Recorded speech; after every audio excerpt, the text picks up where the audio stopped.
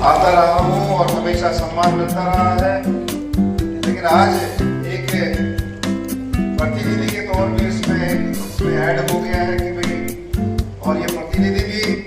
यहाँ जो मूर्तियाँ बैठी है, जो सम्मानित व्यक्ति बैठे हैं, उन सब ने वो जो हमने चुनाव के समय चंडीगढ़ जाने की बात कही थी, तो चंडीगढ़ पहुँचाने वाले यहाँ वो सारे सम्मानित व्यक्ति हैं, वो सारी मूर्तियाँ हैं जिनके आशीर्वाद से, जिनके सहयोग से मैं आज एक प्रतिनिधि के तौर पे आपके बीच में हूँ। अभी हमारी बहन ज्योति धनखड़ जी आपके बीच में बोल रही थी और उन्होंने कई चीजों पे प्रकाश डाला, और सम्मानित मंच से प्रधान जी ने भी कई चीजों पे प्रकाश डाला। जो गुरुजी रविदास जी की एक बहुत अच्छी लाइन, जो मैं अभी गूगल पे इसको सर्च करके देख रहा था, मन चंगा कटौती में गंगा, और हमारी बहन ने उसको विस्तार पूर्वक बताया। लेकिन मैं समझता हूं जो आज की जनरेशन है, हमारी बहनें और नौजवान साथी बैठे हैं, इन चीजों का अनुसरण करने की जरूरत है। इन पे रविदास महाराज जी का जो लिखा हुआ रास्ता है, उस पर चलने की जरूरत है। सतगुरु जी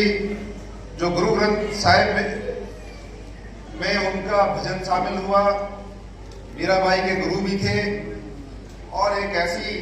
शख्सियत जिन्होंने समाज को जात पात से ऊपर उठकर चलने की राह दिखाई। बहुत सारी चीजें ऐसी हैं जिनके बारे में जितना बोला जाए उतना कम है, लेकिन जो अभी हमारे आदरणीय भाटिया जी मंच से कह रहे थे कि भाई डिमांड लेटर देने की जरूरत नहीं है, डिमांड तो खुद में डिमांड और खुद में दोनों जिम्मेवारी मेरे को उन्होंने दी। और मुझे बहुत अच्छे से याद है, यही मंच था, और मैंने इससे पहले वाले कार्यक्रम में जब इससे पिछले साल रविदास जयंती थी, तो मैंने एक भव्य अंबेडकर भवन की बात कही थी कि भाई वो अंबेडकर भवन बनाया जाएगा।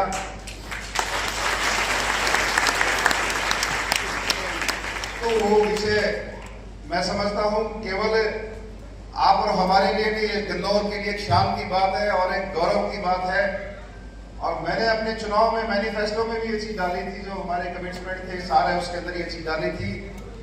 हमारे पास अब तक मैंने जो, क्योंकि अभी लगभग 3.5-4 महीने का समय हुआ है जब मैं आपके आशीर्वाद से मैंने एमएलए की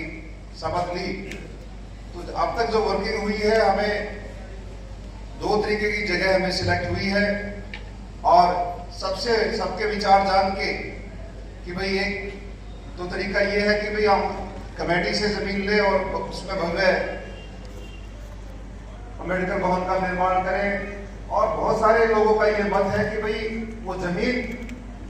हमारी जो कमेटी है, रविदास सुंदरी कमेटी, उसको डोनेट कर दी जाए सरकार के सहयोग से। तो मेरी प्राथमिकता यही रहेगी कि भाई हम जमीन लेकर हमारी कमेटी को कराया जाए। हमारे पास कई ऑप्शन है, कई बड़े टुकड़े हैं, उसमें से हम कितनी जगह हमें सरकार मंजूर करती है, वो मैंने ऑलरेडी इस चीज को प्रोग्रेस में लगाया है, वो पाइपलाइन में है।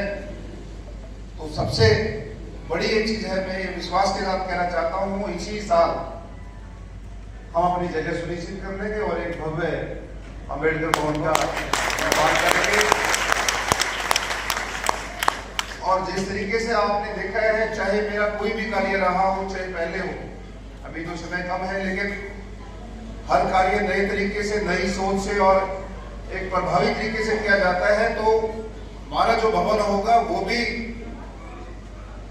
उन चीजों की झलक उसके अंदर भी देखेंगे। उसमें बहुत सारी जो मेरे अपने भाव हैं, जो मेरे विचार हैं, उसको इस तरीके से बहुत भव्य और एक आकर्षण का केंद्र बनाया जाए, जो हमारे बच्चों के लिए एक प्रेरणा का एक स्थान बने। उसमें मेरा पूरा प्रयास रहेगा। और मैं विशेष तौर पर आप सबका आभारी हूं, क्योंकि जिस तरीके से मुझे यहां तक पहुंचाने में ना केवल इस गंदौर का एक रिकॉर्ड बना, मैं समझता हूँ पूरे जिले का ये जितना वोट का हमारा मार्जिन था लगभग 36,000 वोट का। और सबसे बड़ी विशेषता कि भाई 36 बिरादरी ने जी तोड़ मेहनत करके मुझे एक रिकॉर्ड, बिना किसी पार्टी के, बिना किसी सिंबल के, जो मैंने नारा दिया था नेता नहीं बेटा, वो सच में आप सबने साबित किया, सबने अपना बेटा माना, अपना भाई माना। तो मैं विशेष तौर पे सबका आभारी हूँ। स्पीच तैयार नहीं करी है उसके लिए क्षमा, क्योंकि मेरा मानना है मैं कोई बहुत लंबी स्पीच आपको दूं, आप 1 घंटा मेरे को सुने, उससे अच्छा है मैं 2-3 चीजें जो संत गुरु रविदास जी के जीवन की मैं अपने जीवन में ढाल सकती हूँ या ढाली है, मैं उनके बारे में आपको बताऊं। जैसे कि संत गुरु रविदास जी के जीवन में एक जो कहावत है वो बड़ी लोकप्रिय है, जैसे कि मन चल गया तो कठौती निकल गया। आप सभी को मुझसे ज्यादा पता होगा इस कहानी के बारे में। मैंने लेकिन इससे जो अपने जीवन में ढाला है कि जो काम हमें दिया गया है उसको हम कितनी लगन से, कितने विश्वास से और उसको कितने अच्छे तरीके से करते हैं, तो कठौती में गंगा मतलब हमारा जो जीवन है उसी में सफल हो जाएगा, बजाय कि इसके कि हम कहीं धर्म के नाम पे बहुत ज्यादा कुछ करने से अच्छा जो आपके कार्य है, जो आपकी जिम्मेदारी है, आप वो विश्वसनीयता से, ईमानदारी से करें। इसी में सबका भला है, इसी में आपकी ड्यूटी जो है पूरी होगी। तो और दूसरा एक जो मेरा यहाँ पे आने का था कि मैं एक चीज के बारे में आप सबको अपील करूं, जैसे यहाँ पे बहुत सारे पढ़ने वाले बच्चे भी बैठे हैं, लड़कियां बैठी हैं, माताएं हैं, कि शिक्षा जो है उसका एक हर किसी के जीवन में वैसे महत्व बहुत है, लेकिन जो अभावों में रहते हैं, अभाव में पलते बढ़ते हैं, उनके जीवन में बहुत ज्यादा इसलिए है क्योंकि ये आपकी वर्तमान स्थिति को बदलने में बहुत महत्व करेगी। अगर आप शिक्षा का महत्व समझेंगे, शिक्षा को प्रायोरिटी पे रखेंगे, आप अच्छे से पढ़ेंगे, सिर्फ आप अपना नाम ही नहीं, आप दूसरों के जिंदगी के लिए भी बहुत कुछ कर सकते हैं। ये मेरी तरफ से एक अपील भी है सभी बच्चों को कि आप लोग अपनी पढ़ाई पे ध्यान दीजिए बहुत, और मेरी तरफ से जो भी मुझसे कोई सहयोग की आवश्यकता है, आप मुझसे कभी भी मिल सकते हैं, कभी भी संपर्क साध सकते हैं।